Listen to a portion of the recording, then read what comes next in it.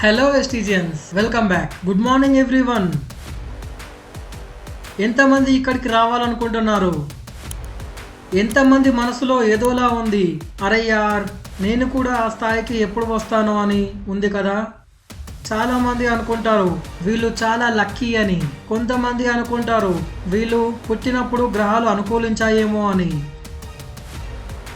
Friends, ఎప్పుడైతే మన సక్సెస్ని చూస్తామో మనకు అనిపిస్తుంది వావ్ యార్ అమేజింగ్. బట్ కానీ చూడండి, వాళ్ళు, మేము, మీరు కూడా ఎన్నెన్నో కష్టాలను దాటాము. నాకు ఇంకా ఆ రోజు గుర్తుంది. అప్పుడు ఢిల్లీకి ఫస్ట్ టైం వచ్చాను. అప్పుడు మేము చాలా పేదరికంలో ఉన్నాము.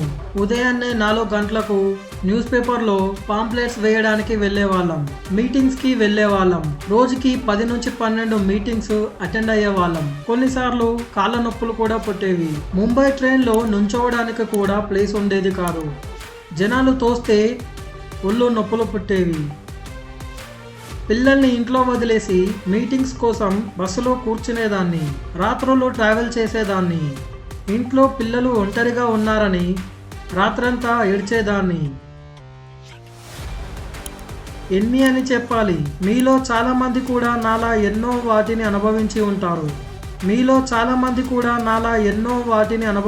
ఉంటారు.